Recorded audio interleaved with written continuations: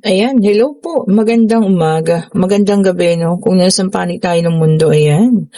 Sana po inasa mabuti kayong kalagayan sa pagpapanood ng bagong video natin ngayong umagang ito. Ayan, meron tayong bagong card dito, no? Actually, hindi na siya bago. Matagal na to eh. Hindi ko lang nabubuksan pa, no? This is also a tarot card din ito. Kagaya ng white tarot card. Iba lang yung illustration. Pero kamukha rin ito ng white tarot card. Subukan natin siya, no? Ayan. And meron tayo ritong Seven of Swords. Ayan. Sa unang card, ha. Seven of Swords is here. Okay po. Tignan pa natin. Ayan. Sa lahat po ng may, gusto ng private reading para sa Friday, kayo po yung mag-chat na. At para mabigyan ko kayo ng oras. And we also have here the Knight of Pentacles. Ayan. So, meron tayong Knight of Pentacles dito, ha? Bigyan pa natin. Ganda rin ng pagka-illustrate nito, no? And meron din tayo ritong Nine of Pentacles. Tingnan nyo, napakaganda ng kulay. Ang ganda, diba?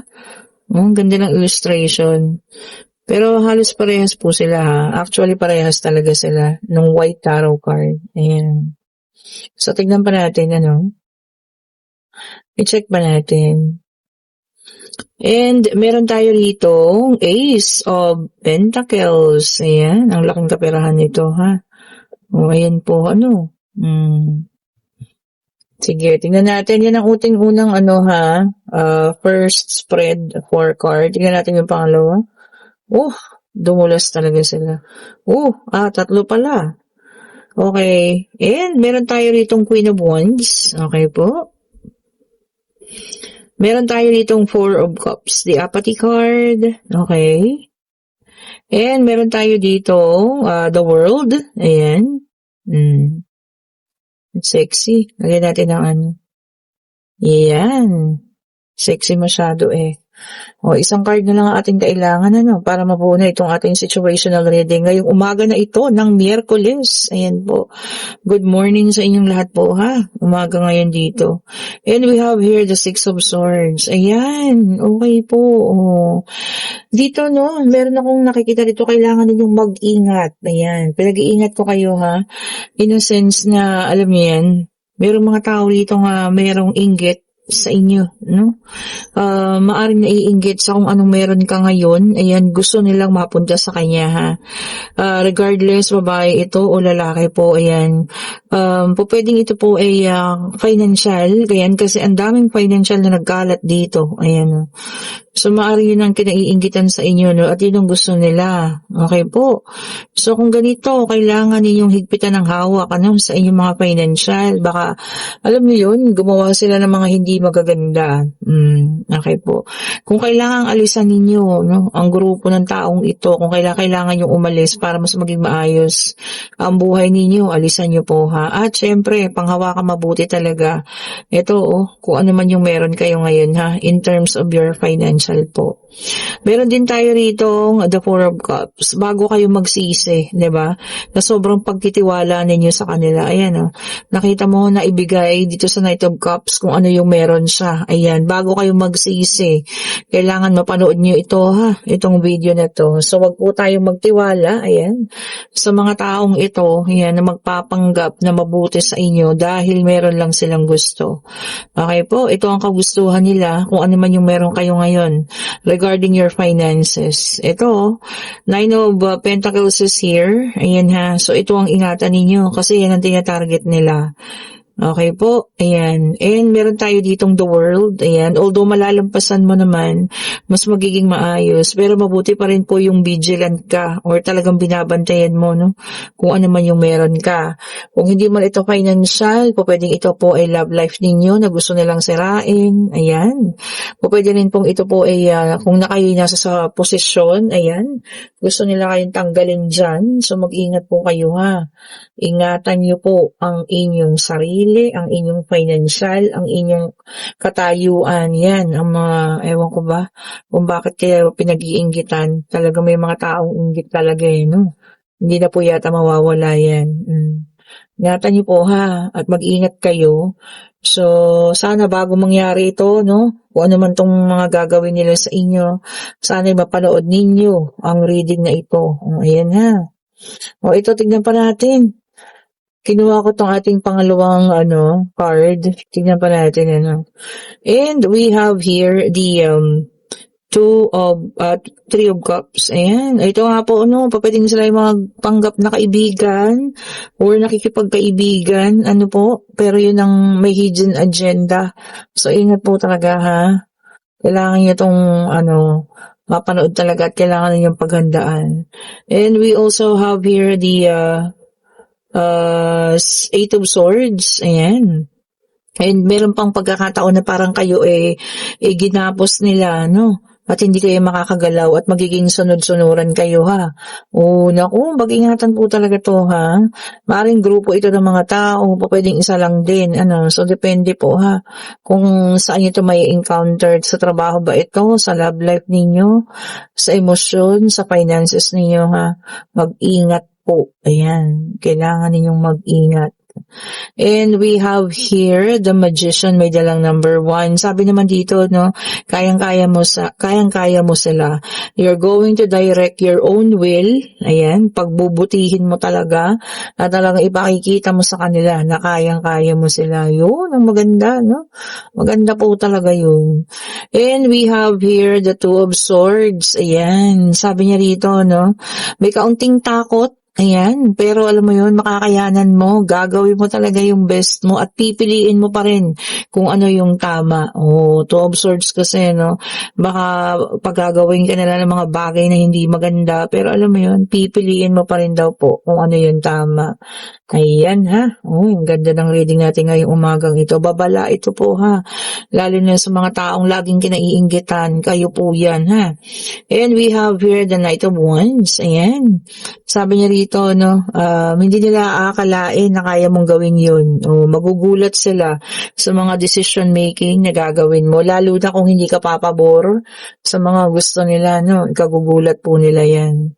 And meron din tayo rito, Nine of Wands. Ayan, ito yung gusto nila sa'yo no, yung maging failure ka. Yan po ha, ang iba naman sa inyo inaabangan na kayo po madapa, maging failure, yun, nako po. So talagang bakit may mga ganun tao, kapag umaayos ang buhay mo, hindi nila nagugustuhan yan. Bagkus iniisip pa nila na maging hindi maganda. O, diba? Sabi ko sa inyo may mga taong gugustuhin umasenso ka rin, pero ayaw nila, yung malalamangan mo sila.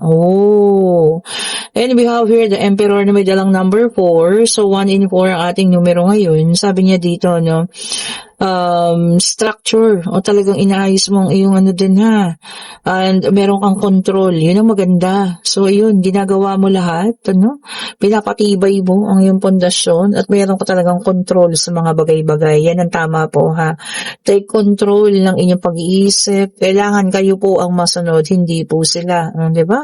Kung ano man yan, huwag kayong papayag na magpanipulate or kung ano man, dalawa sila, isa na lang po ang aming kailangan. Isa lang po, ayan. Isa lang po, ha? And we have here the Two of Wands. Alam mo yun, decision making niya naman. Talagang this is going to be a hard decision, or choice, or pagpili. Siguro between kung ibibitawan mo sila, or talagang susundin mo yung gusto mo, or bibigyan mo pa sila ng isang chance, alam mo yun. So, yan talaga, this is going to be very, very hard decision po. Eto na. Kinuha ko tong ating pangatlong deck of cards. Ayan. Tignan natin ha kung ano pa ang mga nakalaan para sa iyo. Ayan. Tignan natin. Ito pwedeng sa'yo, pwedeng sa kanya, pwedeng kung kanino man. Sabi ko nga, take only what resonates pa rin po ha. Okay po. Ayan. Tignan natin. I-check pa po natin. Ayan. And meron tayo ditong 10 of Swords na naka-reverse na, air sign, Gemini, Libra, and Aquarius. Sabi niya dito, pagtatapos, recovery na. Yun ang maganda, o 'di ba? Ibig sabihin makaka-recover na sa lahat ng mga hindi magagandang pangyayari sa buhay, whether love life ba ito, financial, emotional, o kung ano man po, no. Hopefully, dire-diretso na po ang iyong pag-recover, ha. Opo, kayo po ito, kayo pong nanonood ngayon.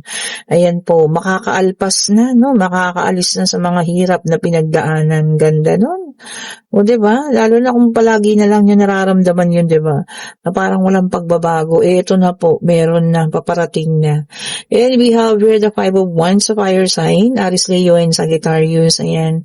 Ito na nga, mag-ingat kayo ha, at ilalagay kayo sa isang hindi magandang sitwasyon. Kung sino man ito sa inyo ha, ilalagay daw po kayo sa conflict ng mga taong ito. Ayan.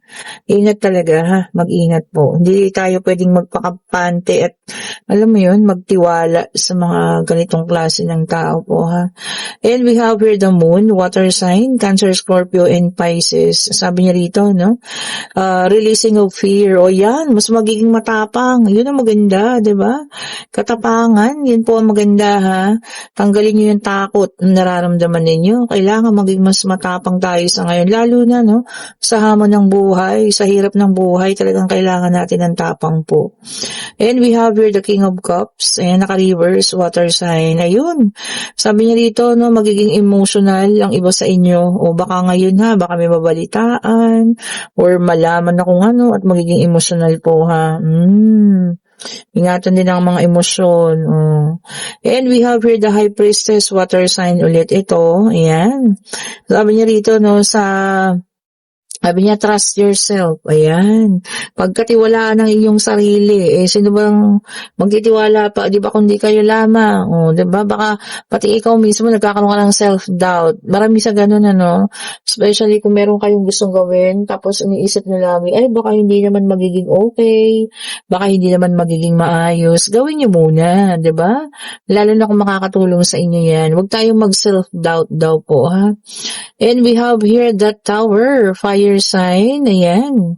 So, lumabas na ba lahat? Ayan, meron tayong fire, water, tapos meron tayong water. Wala pa sa earth sign.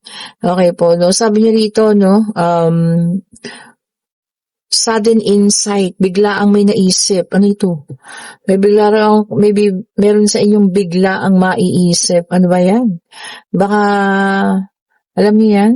Totoong nangyayari, kaya biglaan ninyong naisip, ano. Siyempre, kailangan niyo pa rin makita kung tunay man yan o hindi po. Diba? At itong tumalon, tingnan natin. And we have here the earth sign. Nandito na ang earth sign. Kompleto na ha. Lumabas na po lahat. And this is the Hierophant in reverse. Ayan. Naku, sabi rito, no? Hypocrite people. Ayan. May makikilala kayong mga, hipokrito. Nakaiinisan nyo raw ng sobra. Ayan. Sino ba tong mga hipokrito? Diba? Naku. Ayan, mag-ingat ha. Baka pati kayo maisali nila sa kanilang grupo. Mga grupo ng hipokrito. Ayan ha. Hypocrite people, sabi niya. Ayan, tignan pa natin kung ano pa ang lalabas. Ayan, isang card na lang ang kailangan. Ayun na. And we have here the earth sign in reverse, Ten of Pentacles. Naku po, argumento.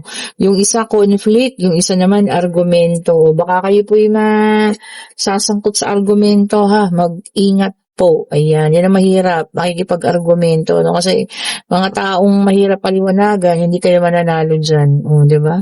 Ito na. Kayo po yung magtanong na ha, pag-ibig, pangyayari, financial. Kung alam mo lang gusto nyong alamin, ayan po ha. Alamin nyo na po ha. Answerable by yes or no, Divine Universe.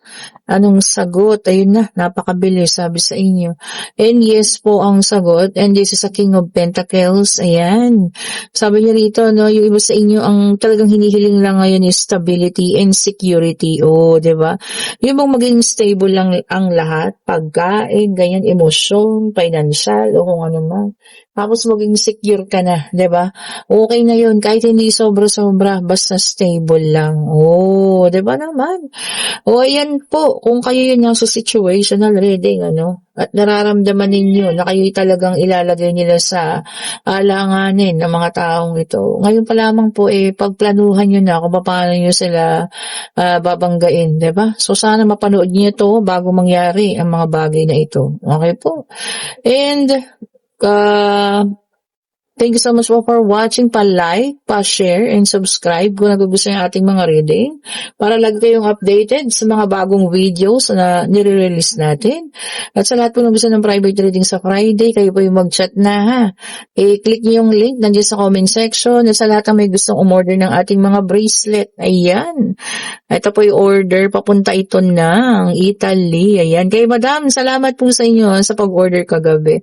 Thank you so much po for watching. Ayan. Salamat po muli. Stay safe po sa inyo, ha? Have a blessed morning po. Bye-bye po.